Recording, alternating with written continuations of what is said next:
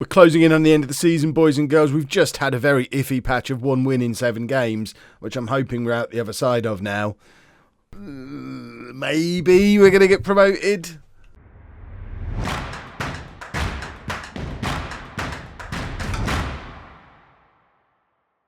Hello and welcome to part 61 of It's Coming Home. I'm Kevin. Coming up on today's episode, we have 2 league games at home against Notts County, away against Cambridge. Since you were last with me, that was that horrible patch that I was talking about. Not only 7 games with just the 1 win, but there was 4 of those games where we didn't even score a goal. The debate is no longer who's better out of Mick Powell or Prince Chiddy. It is neither of them are good enough, especially if we're getting promoted. We can't get promoted with these 2. I'm hoping that if we make it into League One, we might finally be able to pull off the loan we're all waiting for. I'm not sure how he's getting on this season. I mean, he's not exactly scoring for fun in League One, but then he's not playing for home. 8 goals in League One is not to be sniffed at. He's the man next season if we can go up. Surely. Has to be. His time is coming. But yeah, these 2, Chiddy and Powell, they've not got it, I don't think. Not at this level. But luckily, we did manage to turn it around with a couple of wins. And the league table, because of how... And we've talked about this all season, because of how stupidly inconsistent League 2 is, despite that terrible run of form, we're still 6 points clear at the top of the league. 11 points clear of 4th place Sutton. So we're as close to nailed on for automatic promotion as we could be at this stage, really. A few more wins and we're there. There's only, 9 games left? Is it 46? It's 46 games, isn't it, at this level? So, fingers crossed. Cross everything that hopefully we'll be celebrating promotion on Sunday. I had to check when this video is coming out. So, this is the team we're putting out there for the game against Notts County. If it loads up, I've really got to delete these other leagues. Come on now. There we go. We got there in the end. So, we're going with Humphreys in goal. What on earth is that? Why is Humphreys in goal?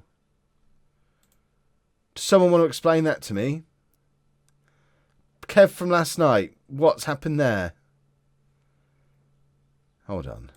I don't know what's gone on. Kev from last night must have just... I don't know what he's up to there at all. Don't know what he's thinking. We've got to make some adjustments. That looks a bit more like it. So, Civita in goal, as he's supposed to be. Webber, Proctor, Richardson and Daly Campbell as our back 4. Phillips as the holding midfielder with Pendlebury and Sawin. What on earth? Why is Pendlebury in the team? Where's Lerick Fernandez? Where is Lerick Fernandez? Right. There's a conspiracy going on here. I don't understand. I need to get Pendlebury back onto the bench. There. I don't understand why Lerick Fernandez was dropped out of the team completely. I think past Kev's just hit quick pick before he's gone to bed, not bothered looking at what's happened, and not fixed all the mistakes that quick pick makes, because we all know quick pick is a nonsense. Should we make it a... Yeah, let the crowd go wild. Let's bring him in as well. So, let's try that again after multiple changes. Civita in goal, a back 4 of Webber, Proctor, Richardson and Daly Campbell. Phillips, Fernandez and Sawinski are the midfield with Tyler, Powell and Stanley up front. That looks a bit more like a football team now than... I don't understand why Humphreys was in goal. I know there was a lot of call for Humphreys to play ahead of Civita. Certainly when Civita was here on loan, you don't hear that anymore because Civita has proved himself to be an incredible goalkeeper, and I don't know why you wouldn't want to play him ever. If Quick Pick thinks Humphreys is the man over Civita, Quick Pick is an idiot. Right, let's assertively say we should be winning this game, because we should be winning this game. We're on back-to-back 2 wins. Winning games like this and Cambridge. I don't even know where Cambridge are. Cambridge and Notts County, both sort of mid-table, lower mid-table. If we can score 2 wins here, with how inconsistent everyone else usually is, we'll be fingertips away from automatic promotion by the end of the episode. Sawinski now with the free kick across to Proctor. Proctor heads just wide. David Sawinski is starting to bed himself into the team properly at this point as well. He had a bit of an iffy first episode in the last episode, but it was his league debut and all that. He's got his first goal for us now, which was a penalty. But, you know, auto penalty picking with Mick Powell not on the pitch at the time. The auto penalty picker gave it to Sawinski, so that's a confidence booster. And he's looks like a perfectly valuable part of the team now. He's not looking like the outstanding, all-conquering best player at the club we hoped for, but hopefully that'll be his job next season. Right, let's be aggressive. I'm not happy. I want us to score some goals. Mick Powell's on the pitch and we're not scoring goals. We are really struggling for goals, and I know so many, well, not so many, but the comments telling us to switch to a 4-2-4 are starting to grow. Sawinski it's cleared off the line by the goalkeeper. I think in the trade you call that a save, but it was close and Powell wasn't really alert to the follow-up. I know there's a lot of people saying just play Powell and Chiddy together, and I do get that, but at the same time, do we all get this? We're top of the league playing this system. It would be mad at this point, after we've played this system for probably the best part of 4 seasons now, got 2 promotions in that time, and we're sat at the top of League 2, it would be mad to try and figure out a new way of playing at this point. So that's a problem for summer, Kev, which will only be a problem if we don't get Anthony Harris. Obviously, if we get him back, we just slot him in and carry on doing what we're doing.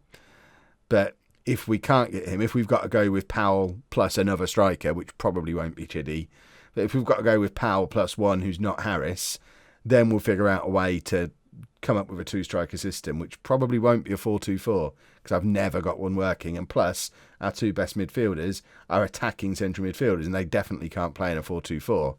So there'll be much thinking to do over the summer. I'm looking for someone to take off. I don't necessarily feel like we need to. There you go. That was the change pre-match. Quick Pick wanted Pendlebury in ahead of Fernandez. Quick Pick's got his way. We're going to try and get some passion now. It's going to be another 0-0.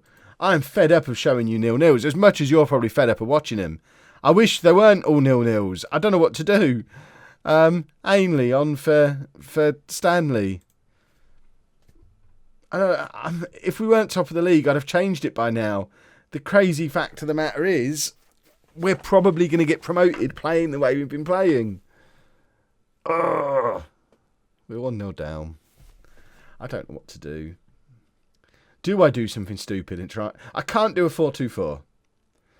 So, realistically, to get 2 up front, I've got to go back to the diamond, which means sacrificing the wingers. Tyler and Stanley have been excellent. But if we're not scoring goals, if they're not scoring goals, if we're not winning games, because I guess if you look back at our last 10 games, I'm assuming we've lost this one as well, we'll have won three games in 10. It doesn't matter where we are in the league. That suggests something needs to change. Do we go back to the good old home diamond and stick Pugh in behind Chiddy and Powell, forget that we've got wingers, and see if a diamond works? I'm feeling it for the second match, because I can't sit through another game of 0-0s. You think you've seen a lot of 0-0s. You saw that run of us not scoring goals. I've had to sit through all that without you lot watching. We're going 2 up top in the next game. We've given away a penalty. Right, we're going to figure out a diamond of sorts. I don't know what to do. Do we continue with the control possession system as a basis for a diamond? Will that work? Do we go back to the old home diamond system that we used, that really is all about hoofing it forward to 2 quick strikers and kind of bypassing the midfield? But our best players are in midfield. We can't really do that. But this, not an acceptable performance. I'm going to destroy the players in the changing room now. You're going to get destroyed. Aggression. There you go. Training tomorrow. And now we try and come up with a diamond. It's got to be a diamond, I think. It's the only way we can... Poor old wingers. I don't like what I've got to do now. Here we go then, folks. A new look team. And do I feel guilty leaving out our lovely wingers that have I've changed. Leaving out our lovely wingers that have served us so well in recent years, but we're going back to a diamond shape, and we're going to see if these two can play together. It also means the return to playing as a poacher for Mick Powell. So, you never know, maybe that'll be the return to some goals for him. So we're going with Civitar in goal, a back four of Webber, Proctor, Richardson and Daly Campbell. Phillips, as ever, our holding midfield play. He must be closing in on Powell, actually, for appearances for us now, because Powell's missed a few games this season. Phillips now on 225. Powell on 253. I reckon Phillips might end up our all-time record appearance holder. I think he's got longer legs to stay in this team than Mick Powell has at the moment.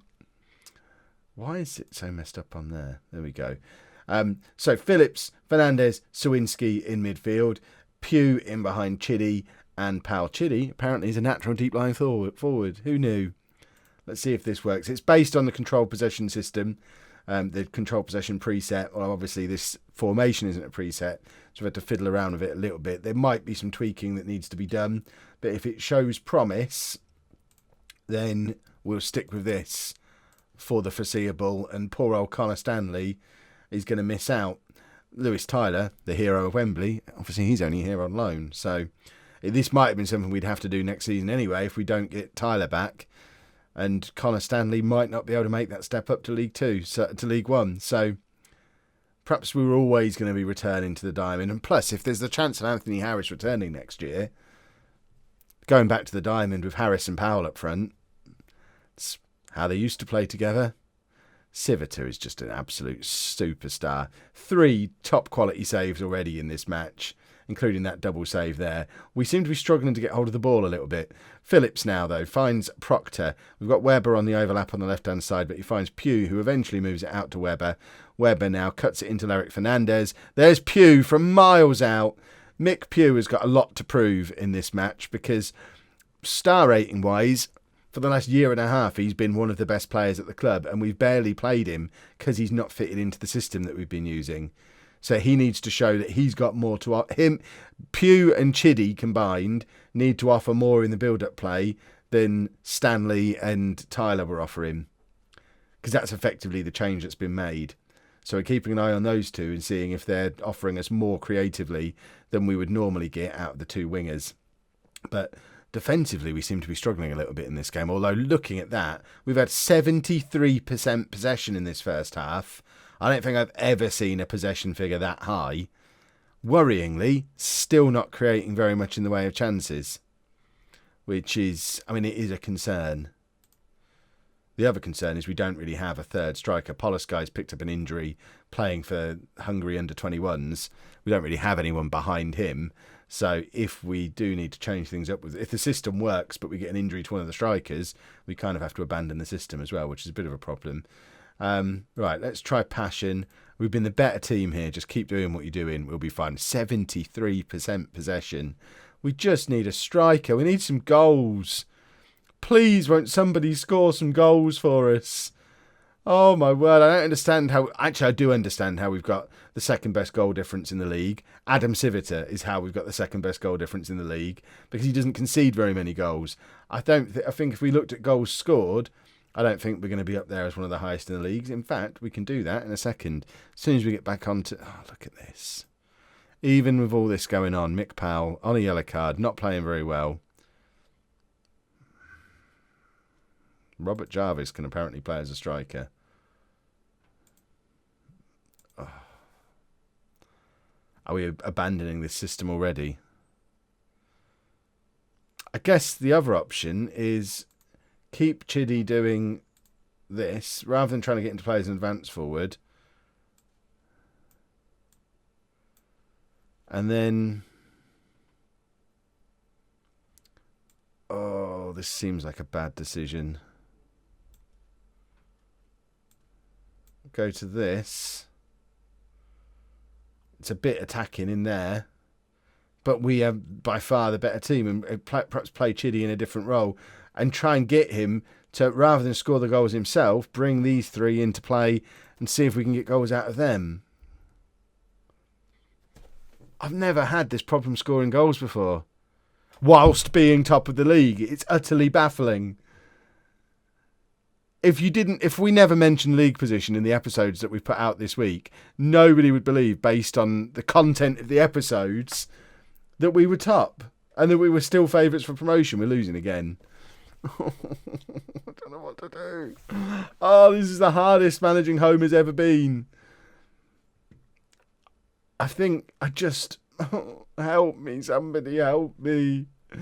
Oh, I don't want to see your stupid replays. Show some passion. Please, somebody score. I cannot have another goalless episode.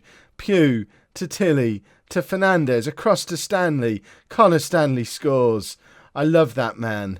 There you go. There's your reason not to do a diamond, because Connor Stanley's come off the bench, said, none of this diamond nonsense, boss. I'll get you goals for you. I mean, Stanley probably could play up front. He has scored goals fairly consistently during his time at the club, but he's better on the wing, isn't he? Right. Can we find a winner now? Webber with the corner doesn't find a home shirt, and now Cambridge have got the opportunity to have a little bit of a break on, and I don't know who that is in the middle covering, but we are outnumbered and need to be. In fact, we don't need to be worried. We've got Adam Civiter in goal. I forgot that we had him there, so there's no reason to worry. The 5'8" goalkeeping machine. Cambridge now have a corner, and it eludes absolutely everybody until he runs clear of it. And this is where we want a counter-attack now. Don't just lump it forward. Let's have a proper counter-attack. Chiddy has come very wide, but if he's bringing other players into the attack, I don't mind. Tilly loses out, though. Right, what have we got as a final change? Because Chiddy's also not playing very well. Should we go strikerless? I mean, if the strikers aren't performing, why not go strikerless? We'll put them both as shadow strikers. There you go. Is that even an exploit this year? I know it has been in previous versions of Football Manager. I don't mind doing an exploit to get us into League One. At least we scored a goal today. We've not done anything since we've been strikerless, other than still maintain a ridiculous amount of possession. We just need to find a cutting edge. The majority of our team is much better than the opponents we're playing. We just don't have that prolific goal scorer that this system relies on. Mick Powell, lower down the leagues, he was the ideal man to have in this system because he would score goals for fun. He doesn't do it anymore. Right, let's have a look. Can we look at goals scored? I want to check that I'm not going mad. Right, stages.